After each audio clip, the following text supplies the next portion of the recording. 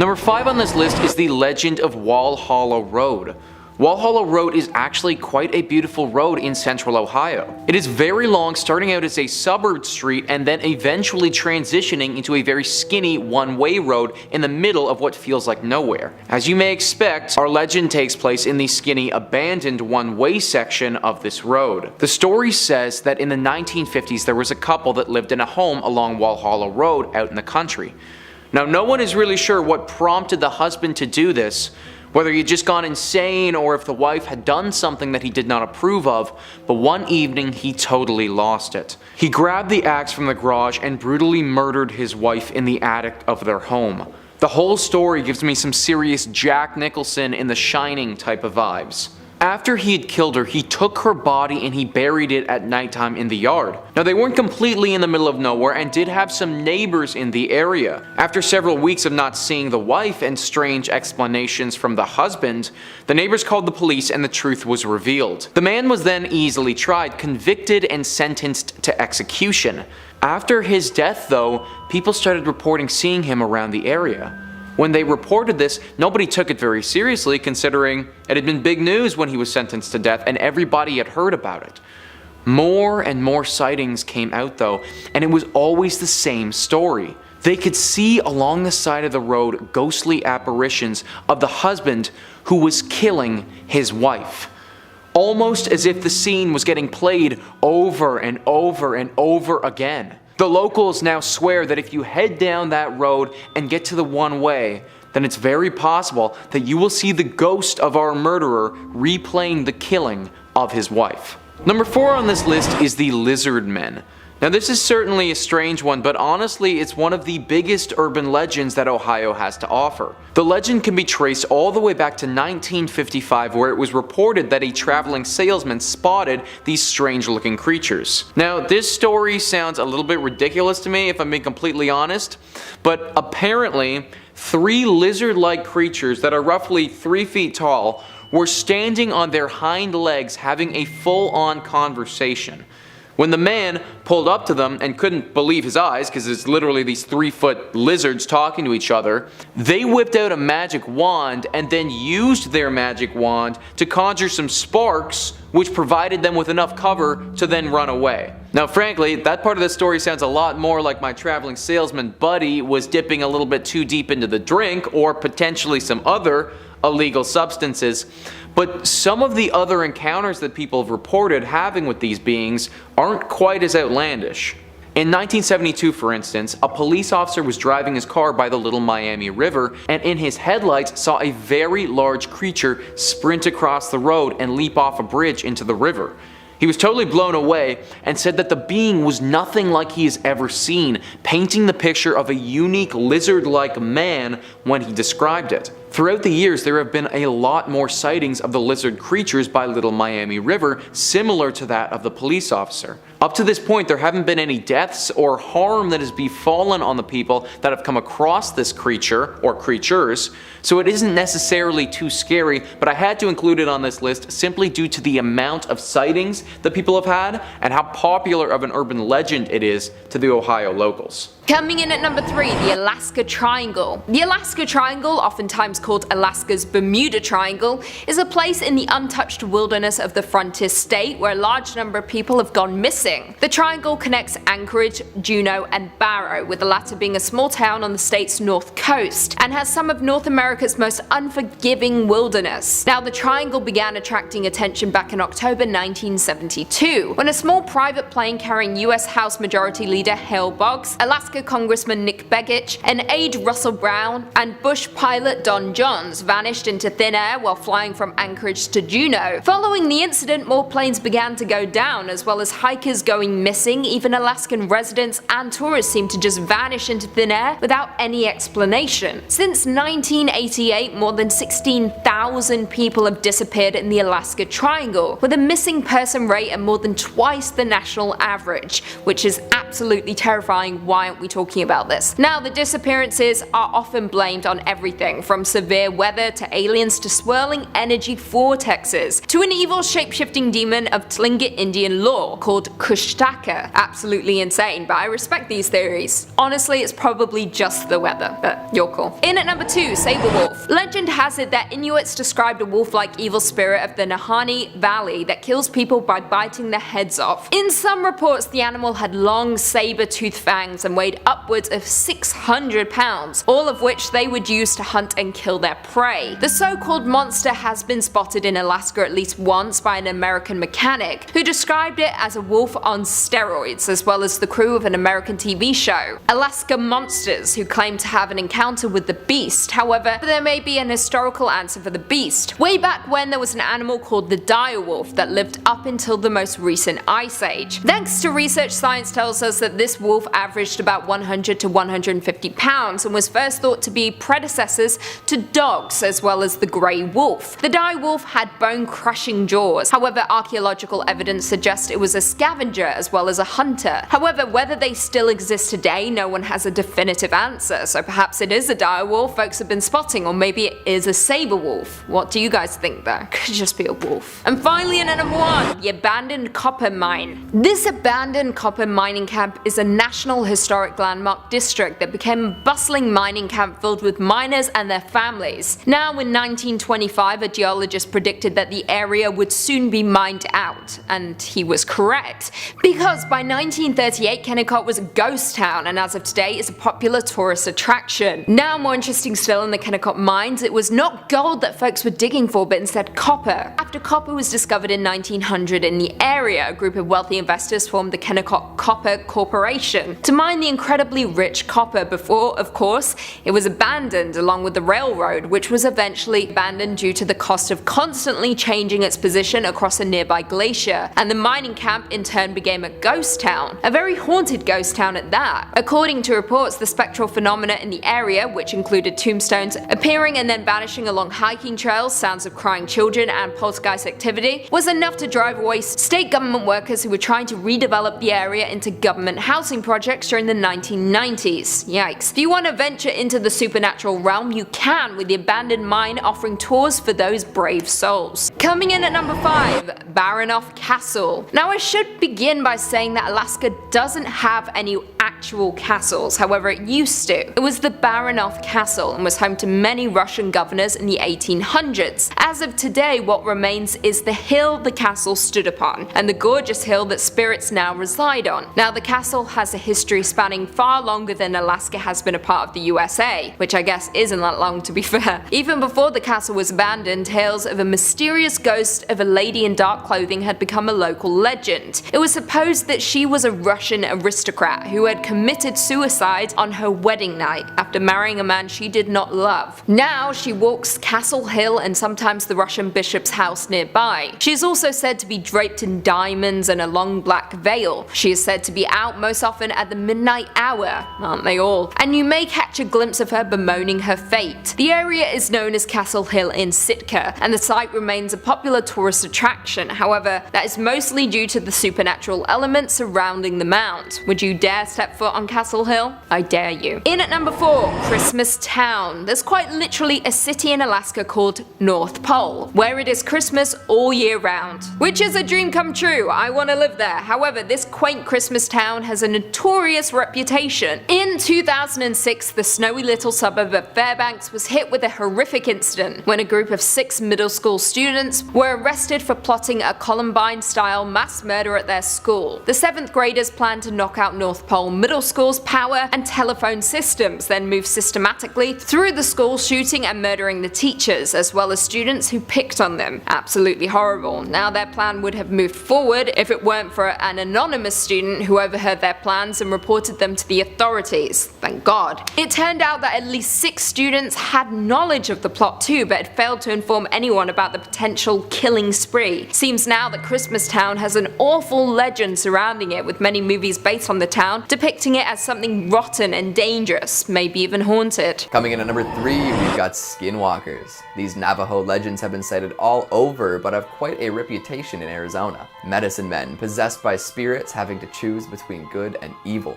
often hermits being exiled from their communities. They take the forms of many animals and travel through the wastes. If driving through the arid desert at night wasn't unsettling enough, just wait until you hear about what skinwalkers like to do. Often they'll travel alongside lone vehicles in the dark, even when the car is hoofing it. They'll tap on the windows of the vehicle, trying to get the driver's attention. If the driver stops to see what's going on and gets out of their car, it's not likely that they're coming back.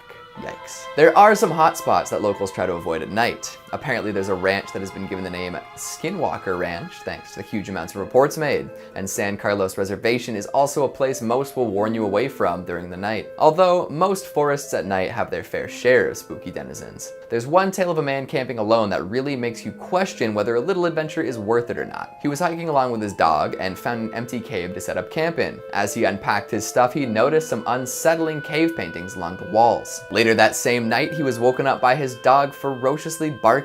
As he sat up to see what was the matter, he saw a malformed creature slinking near the entrance of the cave. Acting quickly, he shot at it with his rifle, but this only stunned the creature. It called out to him, saying that it wanted to help. Sure. At this point, the man grabbed his dog and hightailed it out of there, leaving all his stuff. He hasn't gone back since. Hopefully he didn't leave anything too valuable behind, although he did escape with his dog and his life, which are valuable enough. Coming in at number 2, we've got the Haunted Antique Mall. Back to Tucson for more terror and troubles, there's an old 2-story furniture store that was converted into an antique mall of sorts. You know the kind, set up like a flea market with all sorts of independent booths selling their wares. Well, one day customers were walking around upstairs looking at the assorted antiques, and they heard some clicking noises. One particularly curious antiquer decided to investigate and found the source. An old typewriter. The thing is, no one was around to operate it. The customers who had heard the typing were the only people upstairs. After that, more and more ghostly tales appeared. Furniture that was left neat and tidy at closing would be strewn throughout the aisles the next morning. Radios would increase in volume with no one around. Employees found themselves frozen in place from time to time, experiencing a distortion of time. They would be stuck there as customers passed by in fast or slow motion.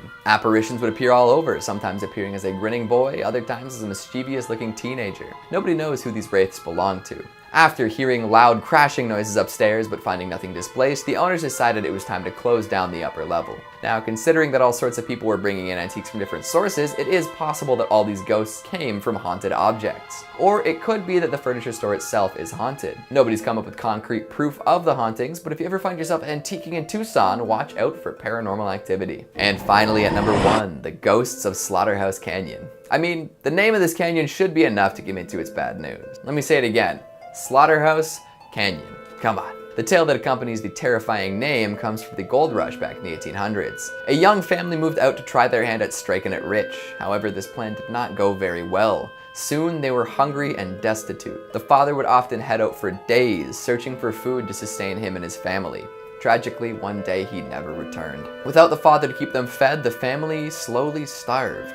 As their bodies wasted away, so too did their minds. Eventually, the mother couldn't take it anymore. Her children's cries were too much for her to bear. She donned her wedding dress and ritualistically killed her children. Carrying the corpses down to the nearby river, she wept and screamed.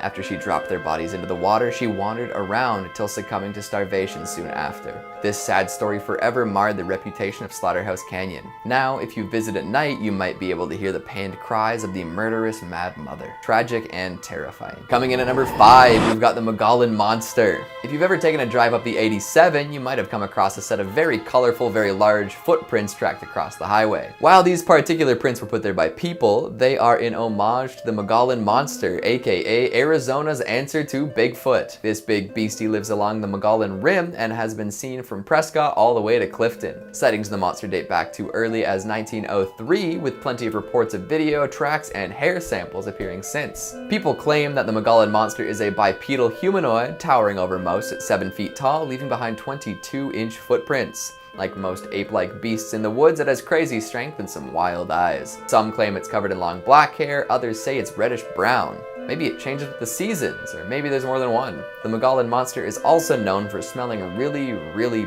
bad. Like dead fish, skunk, BO, peat moss, and snapping turtle musk. I'd hide out in the woods if I smelled like that too. Part of the reason why it's so rarely sighted is that it tends to be active at night.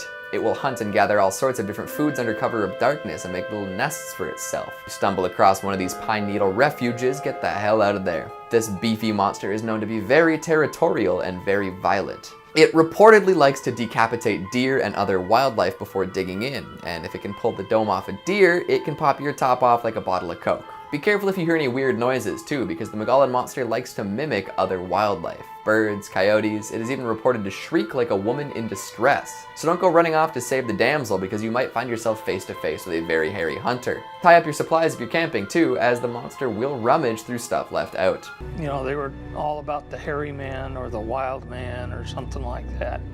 And of course I didn't believe them. This, says Wade, is a small baby Bigfoot trying to hide in the corner from his night vision camera. Coming in at number 4, we got El Chupacabra. Ah, the Southwest classic. Such a strange creature, the Chupacabra. Is it an alien? A demon dog? Something else? Also known as the goat sucker, these cryptids love to feed on livestock, attacking in the night. Farmers and other animal owners have often found these creatures totally hollowed out following particularly dark nights. Common features of the Chupacabra attacks are a complete lack of blood and puncture wounds in the neck and hindquarters. The wounds are always super clean, no signs of struggle or messiness. Sometimes there are weird injuries too. Cattle often have their anuses cored out, and somehow, even with these brutal injuries, no blood is found. Do the goat suckers inject some sort of sedative? Do they have magical powers? We may never know. One theory is that they have wings and descend on their prey and drain them before they have time to react. This would also explain the lack of tracks that accompany Chupacabra attacks. Although, if they were so quick and clever, wouldn't they also attack humans? Maybe our blood just doesn't taste as good. Now, this legend didn't start in Arizona, but now it's quite prevalent. El Chupacabra seems to have originated in Puerto Rico and made its way into Latin America, eventually spreading to the southwestern states. Now you'd be hard-pressed to find an Arizonan without some sort of Chupacabra story. Tucson resident Billy Nubian claims that he saw one attacking his goats late one night. He was startled awake by the panicked sounds of his goats bleeding. Running outside to investigate, he saw a huge rat-like creature pinning one of his goats. It then turned to face Billy, let out a blood-curdling scream, and ran off into the dark. Sarah A. has a similar story where she encountered a half-man, half-ape creature crouching frog-style in her yard. Freaky. Coming in at 3, UFO Encounter in Manitoba. All the way back in 1967, Stefan McCallick ventured into the woods around Falcon Lake near Winnipeg, Manitoba, in search of silver and quartz, when he was startled by a gaggle of geese that erupted into a clattering of honks. According to his own report, he then noticed 2 cigar-shaped crafts hovering in the air before one flew away. However, the other one landed. Stefan stated that he waited half an hour before approaching. He heard mechanical noises, smelled sulfur, and felt warm air as he gradually got closer. As he did, he noticed an open door panel, and coming from within were coloured lights and muffled voices that sounded like humming. Then, out of nowhere, the door panel closed, and a blast of gas from the craft knocked Stefan back and off his feet, with his clothes being set ablaze. He managed to take them off and ran into town when he began to feel extremely sick. Doctors quickly discovered that his sickness was caused by radiation, and officials who checked the site also discovered radioactive soil samples and metal melted into the rocks. Now, since then, the son of Stefan has written a book about the ongoing mystery. Stan McCallick, the son of Stefan, has previously stated that he very clearly remembers the day his dad came home sick and injured after something happened to him in the Falcon Lake woods. I quote, "I recalled seeing him in bed. He didn't look good at all. He looked pale, haggard. When I walked into the bedroom, there was a huge stink in the air, like a real horrible aroma of sulfur and burnt motor. It was all around and it was coming out of his pores. It was bad." The book was launched back in 2017 in conjunction with the 50th anniversary of the incident. In at 2, Headless Ghosts in Old Montreal. The historic neighbourhood of Old Montreal in Quebec is known to be one of the most haunted places in all of Canada.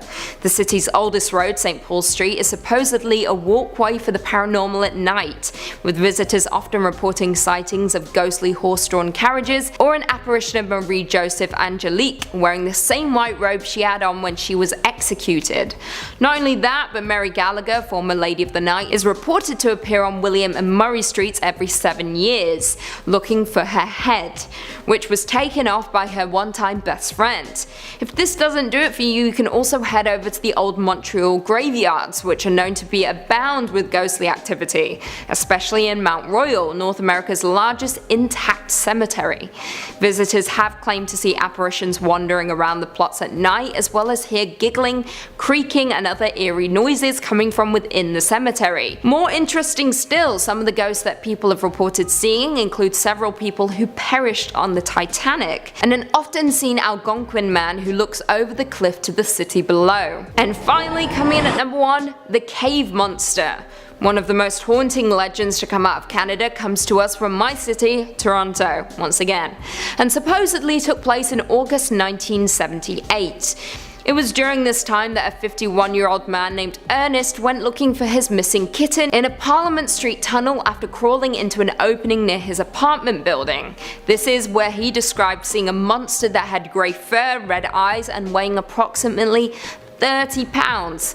Now, if you're not from Toronto, we have a sprawling path system, 28 kilometers of climate-controlled underground walkways and shopping. However, what if I told you this wasn't the only underground city we have? Well, as reported by the Toronto Sun in March 1979, about 10 feet into the tunnel that Ernest explored, he spotted a thin, human-like figure some 3 feet tall, with, as previously mentioned, grey fur and slanted orange-red eyes. The creature supposedly hissed at him, stating, get out," before fleeing down a side tunnel.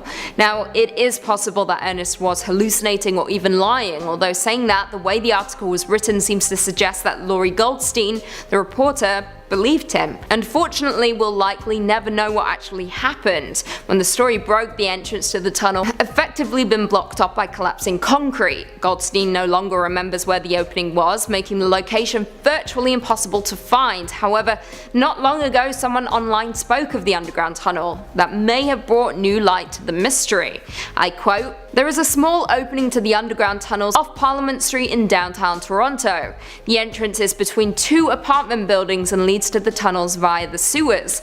The underground city beneath Toronto has its centre beneath Gerrard Street and Church Street. Above this area, strange magnetic effects have been observed. It is believed that underground equipment utilising powerful magnetic fields are responsible for the bizarre equipment failures that often are the cause of these accidents." Well, now we know the tunnels are real, do you believe the monster is? You decide. Coming in at number 5, we've got sewer alligators. Iconic. I think New York's sewer alligators might have been one of the first urban legends I was familiar with as a kid. Showed up as a gag in a show I was watching or something. But it's a myth that doesn't seem to disappear. Hell, it even has an incarnation in one of New York's most famous pieces of media, Spider-Man. The lizard, anyone? There's something about the possibility of gigantic carnivores living in the New York City sewer system that has captured the imaginations of folks everywhere. Unfortunately, it's a story that begins with irresponsible pet ownership. Back in the early 20th century, plenty of posh people were looking for exotic pets to bring home with them. Why you would want an alligator in your penthouse is beyond me, but the rich and frivolous thought this was a smashing idea. Now, we all know this is a bad call, but hindsight wasn't quite a thing yet back then. So these folks brought baby alligators home and made cooing noises at their tiny green pals. However, they don't stay tiny and cute forever, so when these alligators became problematic, it was common for their owners to ditch them in any way they could. Some chose to flush them, but it's likely that they were too big at that point to fit down the pipes. This resulted in many being tossed down into the sewers at ground level. The legend says that these gators managed to do quite well for themselves in the dank tunnels, feasting on rats, growing up, and finding other alligators to have little alligator sewer babies with. This all came to a head in 1935 when the Times ran an article headlined, "Alligator Found in Uptown Sewer." A bunch of folks had located and killed an 8-footer out near the Harlem River, giving credence to the rumors. From there, the legend was cemented into city lore. The actual probability of alligators thriving in the sewers is next to none, but the believers keep on believing. Coming in at number 4, we've got Montauk Mind Control. SCP fans might recognize that name, Montauk. It's a hamlet at the far east end of Long Island. Because of this, it can be interpreted as the end, which kind of makes sense in that context. Stranger Things fans might have their ears perked up right now too, as rumors surrounding this village at the end of the island are basis for some parts of the show. There's an old military base out there known as Camp Hero. It's been shut down for a while, but there are whispers of some sinister stuff happening way back when. All sorts of top secret classified experiments are said to have occurred from the 60s through the 80s. The kind of stuff that would never go public because it's pretty messed up. It's almost sci-fi inspired, to be honest. Being at the end of the island lent them a fair deal of privacy, which meant the folks at the base could get up to all sorts of trouble. The big one that folks talk about has to be psychic experiments. Of course, experimenting on adults is no good. They're already fully developed and likely haven't exercised their psychic abilities. It's rumored that children were kidnapped and brought in and forced to undergo psychic experiments. They were put through all sorts of extreme tests and trials to see if they could unlock their hidden potential. Was it to create a new type of human weapon? Could it have been for the sake of espionage? Did anything really come of it? It really does smack of Stranger Things, doesn't it? An electrical engineer that claims to have worked at the site says they had alien technology there, which allowed them to turn kids into psychic warriors, which is a lot to claim, especially as it opens up the possibility of alien contact. These days, you can visit Camp Hero yourself whenever you want, as it's been converted into a state park. So maybe go and see if you can sense anything, or maybe even find some alien relics. Coming in at 3, New Jersey, The Watcher. Now, this legend could honestly be the script for a horror movie. Let me break it down for you. A family begin receiving ominous notes just days after they close on their dream home. Yeah, spooky, right? Well, this story took off back in 2015 after a young family moved into a $1 million house in Westfield, New Jersey. However, they began to get letters signed by someone only IDing themselves as The Watcher, who claimed it was their duty to watch over the house, while also spouting weird lines such as, I quote, "Do need to fill the house with the young blood I requested," and "Who has the bedrooms facing the street?" Yeah, creepy. The writer also noted the make of the couple's car and the comings and goings of construction crews. He also observed that the couple had 3 young children, stating, I quote, "Was your old house too small for the growing family, or was it greed to bring me your children? Once I know their names, I will call to them and draw them to me." Now, no one quite knows the truth behind the legend, whether it was a prank or a spooky neighbor, but what we do know is that the Watcher was never caught and still remains watching the house in Westfield, New Jersey. Coming in at number 2, California, Turnbull Canyon. Turnbull Canyon is a 4-mile loop trail located near Whittier, California, and is part of Puente Hills Preserve. It lies in the northern central part of the preserve and is an east-west canyon with relatively steep drainage. Now, natives call Turnbull Canyon Hatunga, or the place of the devil, and is supposedly where the ghosts of those slain for not converting to Christianity dwell alongside witches and Satanists who reportedly used the place to sacrifice children, whose spirits now walk along the canyon. According to other reports, Turnbull Canyon also houses the ghosts of 21 children who perished in a plane crash back in 1952. However, there are no existing records of the incident, so this may be local legend. However, what we do know is real is that in the canyon lies the remains of an old insane asylum that supposedly came back to life to kill a teen in the 1960s via long dormant electrical wire. Not only that, but there are cults, alien encounters, and gravity hills. The list goes on and on. Basically, if something unnerves you, there is probably a story about it going down at Turnbull Canyon. Now, its origin is pretty simple. Turnbull's evil dates back centuries. However, it wasn't until the site was established as a fur trapping site in 1845 that things started to get a little odd, and very quickly word of the canyon's evil terrors spread far and wide, making it one of the world's most visited places, but not for its beauty, but due to morbid curiosity. And finally, coming in at number 1, Virginia, the Bunny Man Bridge. This terrifying urban legend originated from 2 incidents in Fairfax County, Virginia in 1970, but very quickly spread through the Washington, D.C. area as well.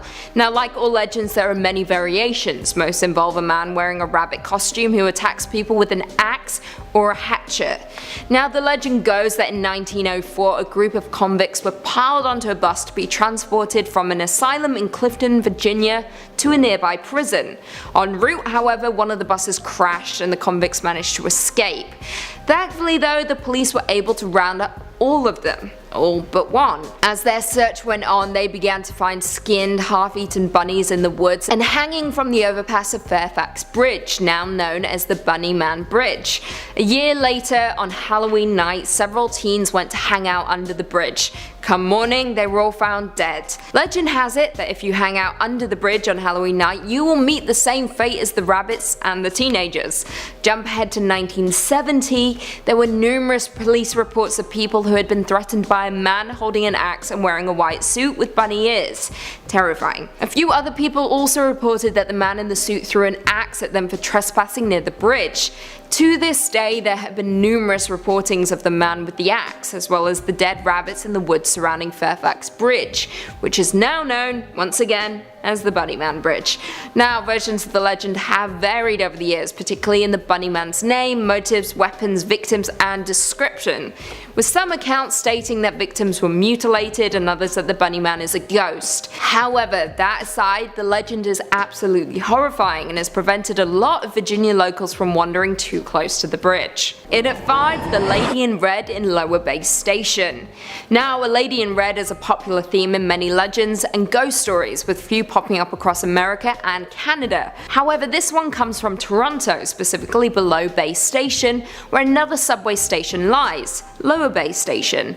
The Toronto Transit Commission reportedly opened the station in 1966 while experimenting with routes, but soon realized that if the route was to become delayed, it would slow down the entire subway system. Therefore, it was shut down just 6 months later. The city later went on to build Bay Station on top of it, connecting the two platforms with a red door that is only accessible to employees. Workers and occasional movie productions still use the old station, however, and it is here that folks have claimed to have seen the Lady in Red wandering the abandoned tracks. People have reported that she has no legs and had only black holes for eyes. Her apparition only lingers for 30 seconds before disappearing. Some believe it to be a woman that was pushed onto the tracks, but no records of any such incident exist. Others think it's more likely she was a former resident of Potter's Field, a cemetery for social outcasts and the poor, which the city attempted to relocate in 1855 to build the station. Coming in at 4, the legend of Gibraltar Point Lighthouse. The Gibraltar Point Lighthouse is located on the Toronto Islands in Toronto. Beginning in 1808, it is the oldest existing lighthouse on the Great Lakes and one of Toronto's oldest buildings. Now, due to its age, this lighthouse is of course shrouded in mystery, specifically regarding its first keeper, J.P. Radamula. According to the legend, soldiers from Fort York visited J.P. on the evening of January 2nd, 1815 in search of his bootlegged beer, but they had too much to drink and a dispute broke out, culminating in the keeper's murder. The inebriated soldiers tried to conceal their crime by chopping apart the corpse and hiding the remains. In 1893, then keeper George Dernan searched for the corpse and found part of a jawbone and coffin fragments near the lighthouse, though it was never definitively proven that they were linked to JP. As one of the oldest legends in Toronto, the truth behind the lighthouse keeper's death and disappearance remains a mystery even to this day, and the legend certainly lives on. Number 3 on this list is the legend of the Hatchet Man. Back in the 1800s, there was a man named Andrew Hellman who owned and operated a cemetery. One evening, Andrew was finishing up his business outside, and he was savagely attacked by an unknown assailant. The attacker had a hatchet and used it to cut Andrew's body up into little tiny pieces. This clearly wasn't enough for the killer though, who then took all of these little bits of Andrew and scattered them around the entire cemetery. Andrew was a nice man and didn't deserve this at all, and he definitely didn't deserve for his soul to get trapped in limbo like it is right now. Legend says that Andrew's spirit still wanders through this cemetery and has completely lost its mind. People have reported hearing the sound of somebody banging a hatchet on gravestones throughout the cemetery, screaming at the top of their lungs as they do it. It has also been reported that they have discovered hatchet scrapings on the tombstones in this cemetery as if somebody had slammed a hatchet on them as hard as they could. Some locals even believe that Andrew's ghost or Hatchet Man is so far gone that it has begun killing people. That if you are out in this cemetery late at night and alone, the Hatchet Man's spirit will appear, and if you see him, then this is the last thing that you will do, because you will be murdered by the Hatchet Man. Number 2 on this list is Crybaby Bridge.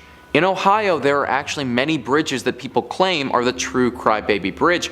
However, when I was doing my research, the one that I heard the most about was a bridge located in Fremont. The urban legend of Crybaby Bridge was a sad one. As I imagine you've probably guessed by now, this legend includes a baby. It's said that many years ago a mother took her newborn to this bridge. The baby that she had just given birth to was unwanted. Now it's unclear why this baby was unwanted. Was she incapable of taking care of it? Was potentially her partner involved in the decision? That part of the story, it's not known. But what is known is that she took the child and she threw it into the river to drown and die. Then, after standing there and seeing her baby drown down the river, the mother threw herself over the top and killed herself the same way. People think that she killed herself out of guilt for what she had just done to her child, and this is why I think there has to have been some external factor that we don't know about forcing her to do it in the first place. Whatever the reason though, the killing of a newborn like that with the amount of guilt and emotion, it leaves something behind. The people of Utah believe that if you go to this bridge in Fremont late at night and wait there,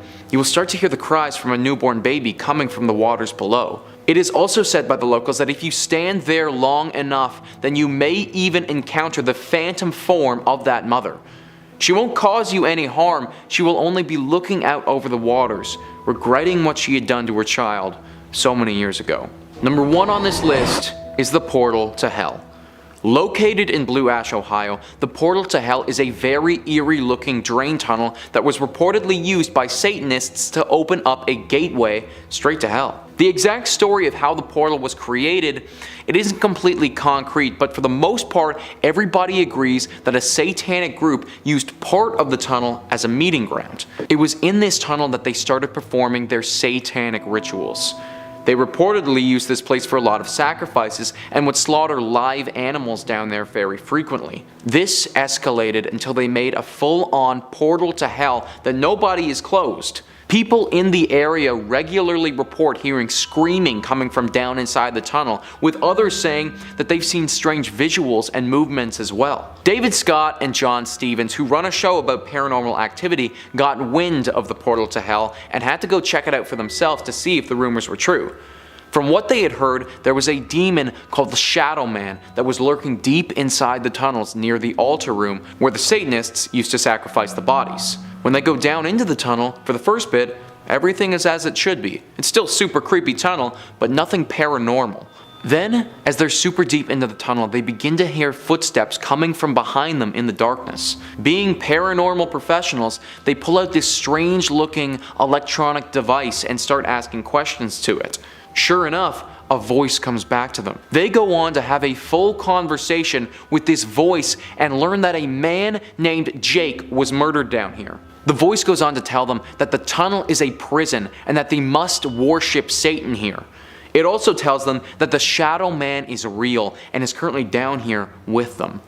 The conversation finishes with the voice basically claiming that it wants to leave this horrible place and that it is trapped down here. I'm not sure how real their interaction was with this voice, but with the history that this tunnel has had and the amount of people who have had reported sightings of beings and other odd, unexplained things, something is definitely not right about that tunnel, or the portal to hell in Blue Ash, Ohio. In at number 5 we have Space Mountain. There are a surprising amount of urban legends surrounding this ride at Disney World, which is odd. It is just a ride after all, right? Nothing strange about it. According to legend, one rider was decapitated while on Space Mountain because he supposedly stood up while riding.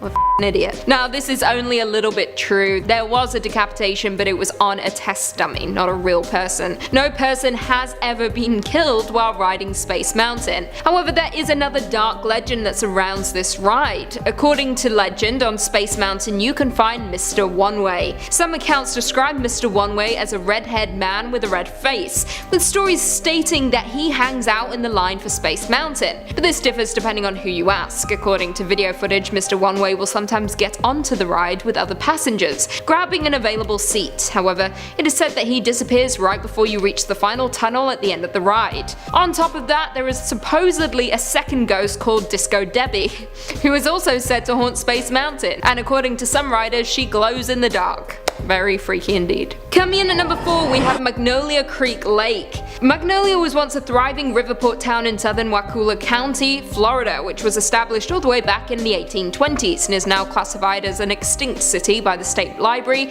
and Archives of Florida. All that remains of the city is a cemetery, with the last known burial being back in 1859. Magnolia Creek Lane is a narrow road fit for one car at a time south of Montverde on the west side of Lake Apopka. According to legend, the road and surrounding lake is haunted by around 200 passengers who were killed in a train wreck.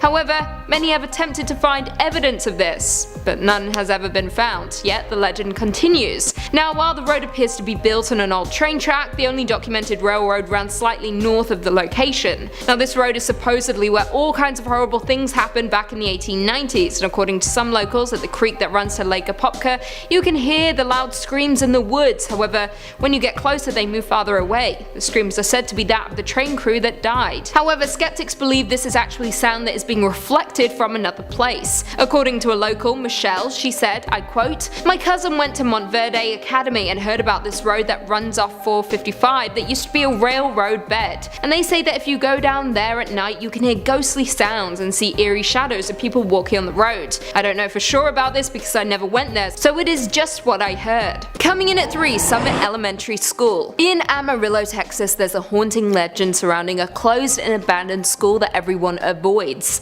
The Summit Elementary School is one of the most haunted locations in all of Texas, and its dark history makes it a hub for ghosts and spirits alike. The school was open up until 1972 and is haunted for numerous reasons, including a janitor who killed students and stuck them in the boiler, racially motivated murders that took place in the school, and murdered prostitutes hidden in the walls. These are just a few of the legends surrounding the terrifying building. Worse still, legend has it that if you're brave enough to visit the abandoned school at night, your car may do strange things. Swings will move by themselves and you might even hear voices coming from the walls. Honestly, this school is beginning to sound like the one from Marianne, which is a French horror series you all need to watch immediately. Do it. The Queen demands it. Coming in at 2, the Candy Lady. Now, this very well might be one of the scariest urban legends I've ever read and may result in a lot of you sleeping with the light on tonight. Sorry in advance. This theory goes, I quote, "The Candy Lady allegedly lures children to their doom by leaving enticing goodies on their windowsills just before bedtime. Her plan is for the kids to wait for mum and dad to fall asleep before indulging in the sweet treats so as not to get in trouble. Afterwards, she'll grab them and feast on their sugar-laden blood until there isn't any left. Children began to go missing, yet no leads were ever found that would suggest they were kidnapped or ran away. As some of the remaining children got older, they confessed to eating candy left on their windowsills with a note from the Candy Lady, so parents started to wonder if the other children perhaps had been poisoned.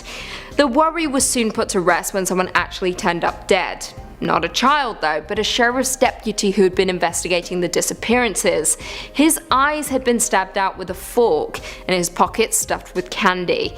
A farmer also found a child-sized set of teeth inside a candy wrapper one morning while tending to his fields. Very creepy. The legend still remains in Texas, and whenever children go missing, people are very quick to blame the Candy Lady. And finally, coming in at number 1, BlackEyed Children. BlackEyed Children or Black-Eyed Kids are a contemporary legend of supposed paranormal creatures that resemble children between the ages of 6 and 16 with pale skin and black eyes who are reportedly seen hitchhiking or are encountered on doorsteps of residential homes. Now, children are creepy already. They say strange things and their innocence allows them to breach the barrier between the living and the dead that we jaded adults just don't possess. However, the Black-Eyed Children legend is one for the history books and is downright terrifying. In the late 90s, a journalist named Brian Bethel was working in his town of Abilene, Texas, when he encountered something he'll never forget. He was parked outside a movie theater when 2 children knocked on his window. Brian couldn't quite understand why, but he was completely overcome with fear at the sight of them. He rolled down the window regardless, and the kids asked him for a ride back to their home so that they could get cash for the movie. His fear, however, made him hesitate, but the children were persistent. They then began to say some weird things, like, "We're not armed" or anything. Brian looked back at the kids and noticed how their eyes had turned pitch black. They then began screaming at him that they could only come in the car if he invited them in, so he quickly drove away. He spread the word about the Black-Eyed Children and was surprised when a lot of other people came forward reporting similar experiences. Coming in at 5, Arlington's Screaming Bridge. Now, this Texas legend will quite honestly make your hair stand on end. Legend has it that one full night more than 50 years ago, several teens were carpooling home after their high school football game. Still riled up over the victory, driving responsibly definitely wasn't of utmost importance to the young teens. The bridge running through Arlington's River Legacy Park was just wide enough for one car at a time. You can probably guess where this is going. The teens hooting and hollering drowned out all the noise, like that of a vehicle that had no working headlights. The cars collided head-on before erupting in a fiery explosion and plunging into the waters below. Nobody survived. The bridge is now closed to vehicular traffic, with the site only accessed on foot. However, it now has a new name gifted to it by locals, Screaming Bridge, a name which was coined after the first brave souls went exploring along the bridge and experienced events that can only be explained by the supernatural. Legend has it, if you stand on the bridge and gaze into the river below, you'll see a tombstone for each of the deceased with their names, date of birth and death. Visit at midnight on the anniversary and you'll hear two cars screeching towards each other before colliding. Coming in at 4, the nurse at Bexar County Hospital. If you ever find yourself in Texas, whatever you do not find yourself at the dilapidated Bexar County Hospital, because it is supposedly housing the spirit based on an American serial killer called Janine Jones. Now, the real-life killer is responsible for the deaths of up to 60 infants and children in her care as a licensed vocational nurse during the 1970s and 1980s. In 1994, she was convicted of murder and was sentenced to 99 years in prison with triple credit. Now, the legend of the nurse at Bexar County Hospital is similar treading, with legend stating that a murderous spirit used to wander the halls killing patients in order of their room number, first 201, then 202, 203, 204. It began in one ward where patients all began asking about one particular nurse. However, when the staff checked the security camera, they found the patients speaking to seemingly no one.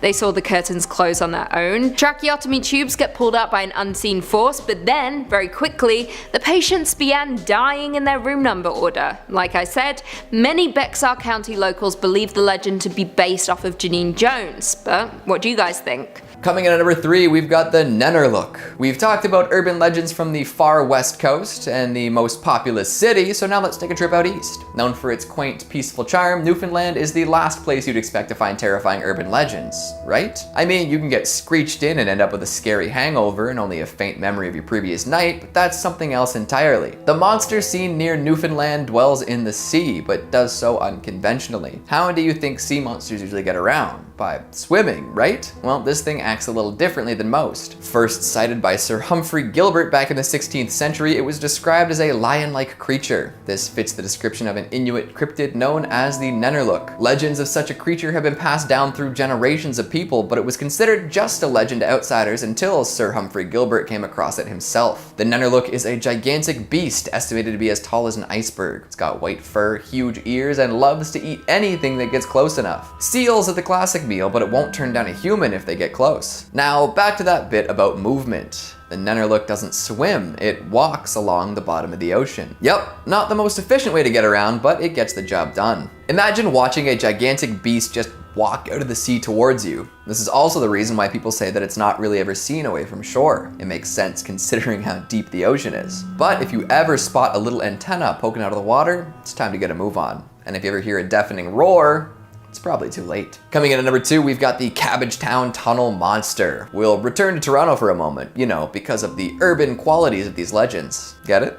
Well, every tunnel system has its fair share of legends, and the Cabbage Town Tunnel is no exception. I'm surprised nobody's gone back and tried to get footage of this strange creature. Back in the 70s, a kitten ran away from home. While searching for his lost feline, a man came across a tunnel in Cabbage Town. Thinking that the kitten might have run in here to hide, he descended down into the abyss. Scanning the darkness for any sign of the little animal, he noticed some motion off to the side. Thinking it might be what he was looking for, the man pointed his flashlight at the movement and saw something he was definitely not expecting, neither cute nor cuddly. He claims to have seen a monkey-like creature with glowing orange eyes standing at half the height of a man covered in gray fur. If that horrible sight wasn't enough, listen to this. The man froze up and kept his light trained on the monster. The monster didn't like this much and told the man in an awful, trembling voice, "Go away. Go away." And guess what the man did next? He hightailed it out of there and didn't look back. This story made its way around for a while, but nobody ever properly looked into it. That is, until a year later. The man's friend had convinced him to share his story, so he went to the Toronto Sun with the scoop. A reporter accompanied him back to the tunnel, and they both scoured the inside. Looking around, they didn't find any evidence of a monster, but they did discover the remains of a cat. Some speculate that the tunnel leads to a point in the Toronto sewer system, and others have different ideas. Either way, nobody has seen the Cabbage Cabbage Town sewer monster since. Would you go looking? Finally, at number 1, we've got the ghost ship of Northumberland Strait. Heading back east for a moment, let's consider the Northumberland Strait. This is a body of water that separates Prince Edward Island from Nova Scotia and New Brunswick. It's said that there is a ghost ship that sails upon the strait, more often than not totally engulfed in flame. The legend dates back over 200 years and always seems to play out the same way. Folks on land will look out to see a beautiful schooner with pure white sails. As they look on, these sails will catch fire and the whole ship starts burning. Often people will head out on rescue missions only to find that there was never a ship to begin with. Legend says that the ship will only appear before a northeast wind, predicting a storm. So where does this ghost ship come from, and why does it always come back? Well, some people believe that the ship was captained by a pirate who made a deal with the devil. The ship had been fired upon and was burning fast. He wanted his treasure hidden and protected, so he signed the pact and sealed his fate. Now he and his crew are doomed to sail forever on this perpetually burning ship. Yikes. Now, skeptics will tell you that the ghost ship is simply a mirage, but if that were the case, then how do they explain the flame? Coming in at 5, Arkansas, the Dog Boy. Now, the name may sound ridiculous, yes, but the story is truly chilling. If you find yourself at 65 Mulberry Street in the middle of a small Arkansas town of Quintman, you may very well encounter the hulking outline of a 300-pound, half-man, half-beast with glowing animal eyes. This is the Dog Boy. If you see him, walk quickly, as he is rumored to chase people down the street, biting at their heels, just like a dog. Now, this legend is rare, because the story behind the story may just be even creepier than the legend itself. Gerald Bettis, the only son of the Bettis family of 65 Mulberry, was reportedly a problem child, but not a cute one. No, this kid collected and tortured animals before turning his sociopathic focus to his parents, supposedly imprisoning them in their home and murdering his father. Bettis was eventually imprisoned for growing marijuana on his back porch and would later die in a state penitentiary in 1988 of a drug overdose. Spooky stuff. Coming in at 4, Colorado, Riverdale Road. Riverdale Road near Thornton, Colorado is crammed with horrifying legends to bring even the bravest paranormal investigator to their knees. Riverdale Road is notorious for having some of the most chilling and endless ghost stories, beginning with the fact that it is literally referred to as the gates to hell. Yeah, now the gates themselves are simply made of rusty iron, yet people travel from far and wide to visit them. This is because the man who built the gates lost his mind once they were finished. He then burned his entire mansion with his family asleep inside. Worse still, he was never caught or put on trial. As of now, people report that a lady in white walks the road close by the gates, with many assuming she is the man's wife, wandering, searching for her murdered children or even her husband. Another ghostly story goes that there are accidents that specifically happen to joggers all the time. Once upon a time, a jogger decided to take a jog along Riverdale Road and ultimately got hit. They sadly passed away, and rumor has it their spirit now haunts the road. People who walk the road are said to have heard a loud heartbeat and footsteps. If you drive by, you might also feel something hitting your car when there's literally nothing there. Now, there are so many more stories, but we'll end with the Native American shapeshifters. Now, what makes Riverdale Road interesting isn't just the road itself, but because the area of land that it cuts through is also rumored to be haunted. For hundreds of years, there have been countless stories about Native American shapeshifters roaming the land, with many passers-by spotting them on the road. According to reports, they take on different shapes and communicate with people in their own ways. They're also known to play tricks on anyone who walks down Riverdale Road, so be warned. Coming in at number 3, we've got the Empire State Bermuda Triangle. You're all familiar with the actual Bermuda Triangle, right? You know, the mystical portion of ocean between Miami, San Juan, and Bermuda that supposedly disappears ships, planes, and anything else that passes through? Well, apparently there's a spot like that in New York, sort of. If you ask around long enough, you might hear the tale of the Midtown Bermuda Triangle. In 2008, folks started noticing something odd. All sorts of cars would die for seemingly no reason and refuse to start back up again. It happened so often that people started looking for reasons why. Someone made the observation that all of these shutdowns seemed to be happening within 5 blocks of the Empire State Building. Mechanics got used to driving out, towing the dead cars a few blocks, and having them work perfectly once again. There are all sorts of theories as to why this happens, but the prevailing idea is that radio signals coming from the Empire State Building's broadcast tower were causing some sort of interference. Maybe they were inadvertently screwing with car alarm systems, stopping them from starting. However, this problem seems to have solved itself without anyone really addressing what was going on. So was there a mysterious dead zone around the Empire State Building, or were folks just reading too far into their car troubles? Coming in at number 2, we've got mole people. We started with some underground reptiles, now let's get to some mammals. Humanoid mammals. Deep below the city, among the many subway tunnels and sewer systems, lives a city of people not accustomed to sunlight. Mole people. Well, probably not actual mole people, it's just a nickname they all got for living underground. In all likelihood, there are plenty of people living under New York. There are over 700 miles of subway tracks, plenty of which are closed off. So there's lots of space to set up a subterranean life. Rumors of these people living below the surface date back to the 1800s when the subway was first being built. The city had done its best to prevent people from settling in under there, but that's much easier said than done. Often subway construction gets delayed when workers come face to face with some of the tunnel dwellers. If someone was trying to run a train through your house, you'd be unwilling to move too. And finally, at number 1, we've got Cropsy. Oh, now this one is spooky. A legend among Staten Island youth, Cropsy is a figure shrouded in mystery. Some say that he was a respected member of the community that went mad after his son died. Others claim that he was admitted into a mental institution, became a janitor, and then started to kill.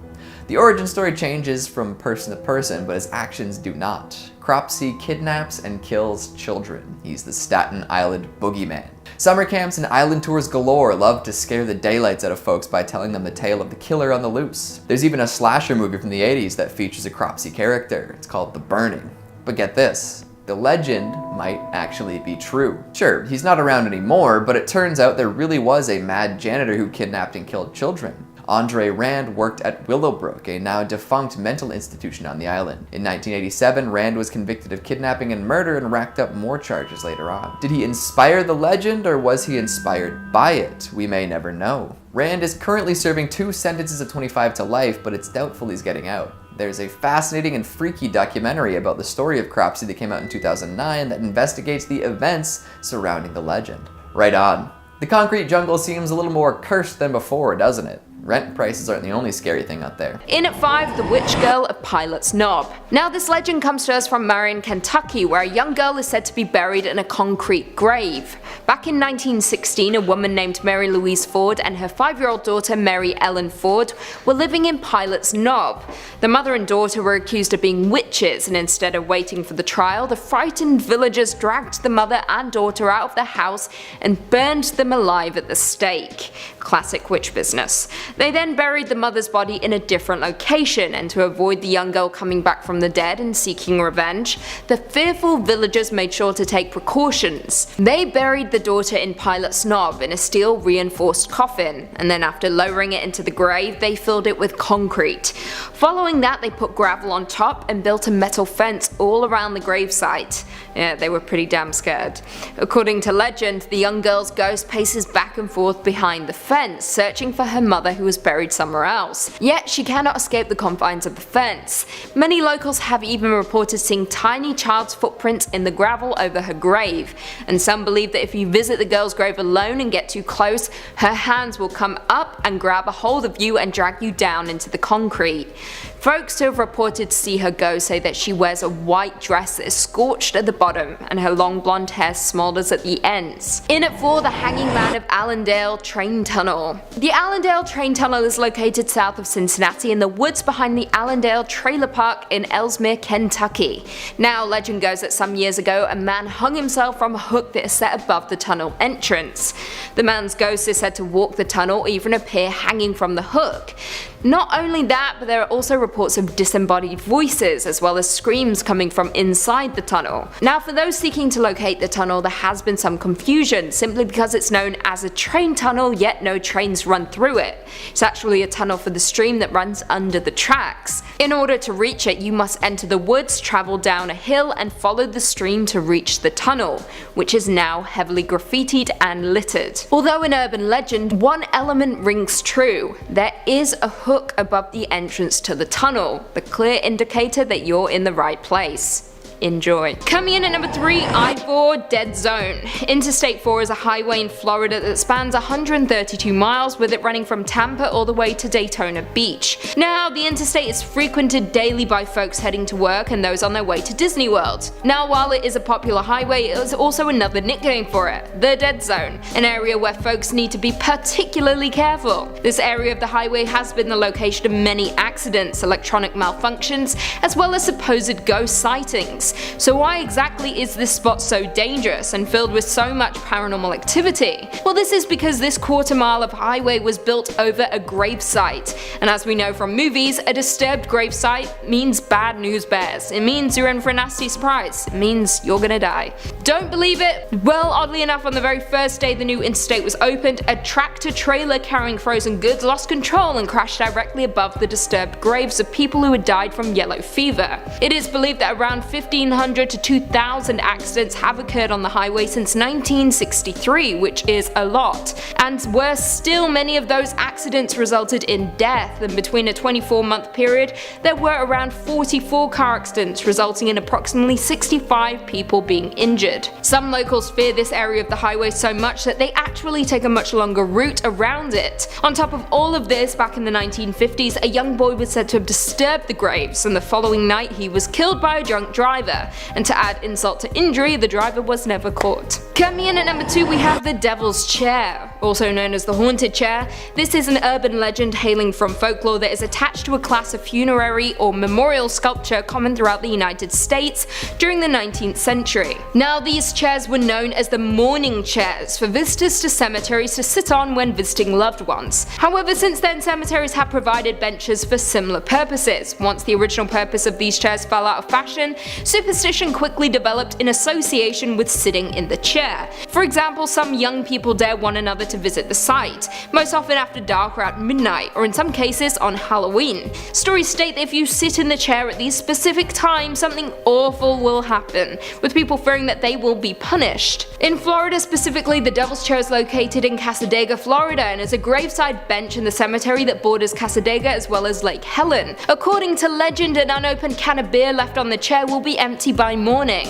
Now, in some stories the can has already been opened, and in others the liquid is simply gone through the unopened top. On top of that, it is said that the devil will sometimes appear to anyone bold enough to sit in the chair itself. So if you do decide to visit the chair at night and take a seat expecting to meet the devil, just be sure to have a beer in hand ready for him, because it is said that he will be expecting one. As am I, all the time. I would like a beer. Maybe that's why I'm evil. I'm the devil. And finally, coming in at number 1, Legend of the Skunk Ape. Also known as the Swamp Cabbage Man, Swamp Ape, Stink Ape, Florida Bigfoot, and Louisiana Bigfoot, this is a creature that is said to inhabit Florida and is named for its appearance and for its unpleasant odor that is said to accompany it. The ape has supposedly been a part of Florida folklore since the settler period, which is absolutely insane. One of the first reports of the skunk ape in Florida came from the year 1818, when a report spoke of a man-sized monkey or ape raiding stores and stalking fishermen. This became particularly common in the 60s and 70s, with one sighting occurring in 1974 which spoke of a large foul-smelling hairy ape-like creature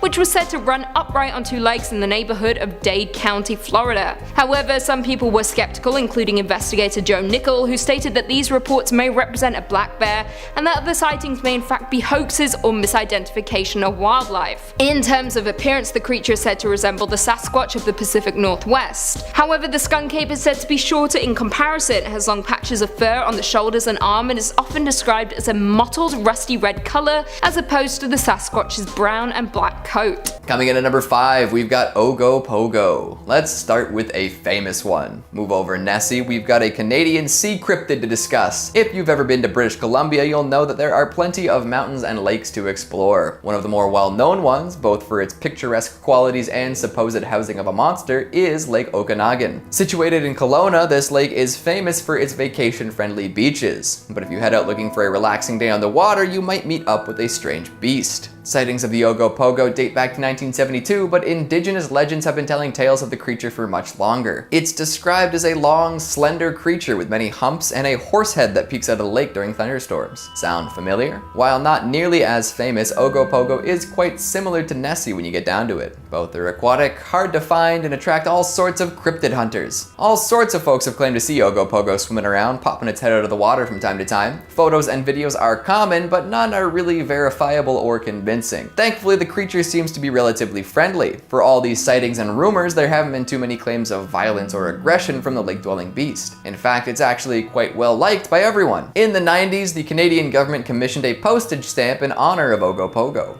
Way to go. Skeptics all have their explanations for what it might actually be, with one prevalent idea claiming that it's actually a primitive whale that only comes out during calmer seasons. Regardless of whether it's real or not, what's more fun to say in the end, Nessie or Ogopogo? I'll let you guys decide. Coming in at number 4, we've got the University of Toronto Phantom Worker. If a film is being shot in Toronto, you're more than likely going to catch a glimpse of U of T's campus. The school's buildings are ornate and beautiful, perfect for giving a scholarly feel to any scene. A lot of the buildings have facades that date back to the early 19th century, giving them a timeless feel. Of course, with any buildings that have been around so long, there will be ghost stories. Back in the 1920s, U of T built a Gothic memorial to honor students who had died during the First World War. During construction of this elaborate memorial, many workers were hired to help out. Legend says that one of the workers fell from the tower while polishing the bells, a true Hunchback of Notre Dame moment. Ever since that fateful incident, students and faculty alike have claimed to see the ghost of the worker wandering around campus. Some even claim that there have been ghostly apparitions falling from the tower. Folks who don't know the legend will run to see if the poor fellow is okay, but never find a body. So much for being a good Samaritan. There are many other ghost stories surrounding the university as well, but none so stomach-dropping. Stonemasons with murderous qualities, little girls lost in planetariums, and a baker who managed to trap his mistress inside a secret room. The stories are real, but are the ghosts still haunting the campus? I suppose you'll have to pay the institution a visit and find out. Just try not to get roped into paying tuition, alright? That's scarier than any ghost story. In at 3, the Witch's Tree. On 6th Street and Park Ave in Louisville, Kentucky, you will find what can only be described as a natural monstrosity. A knotted tree, so misshapen and tortured that it could easily serve as a portal to hell. Now, even if the tree itself didn't catch your attention, the trinkets, baubles, and bead necklaces hanging from the branches certainly would. They are items that have been placed by the Louisville locals to appease the vengeful witches. Now, the legend of the bizarre tree begins in the late 19th century, where it was supposedly the gathering place for a coven of witches, where they would perform their ceremonies. All was well until a city planning committee decided to remove the tree ahead of the annual May Day celebration. This, of course, displeased the witches greatly, so much so that they cast a curse. Exactly 11 months to the day after the tree was cut down, the city suffered a storm so severe it was assumed by locals that the witches had made good on their curse and summoned a storm demon. Now, during this horrendous storm, lightning struck the stump of the old witch's tree, and suddenly a new tree began to grow. However, it was not a healthy tree, but rather twisted and otherworldly. Now, whether these stories are true or not, the locals of Louisville believe this tree houses something dark and sinister, and to this day continue to adorn it with baubles and trinkets. In at 2, the Headless Woman of Iroquois Park.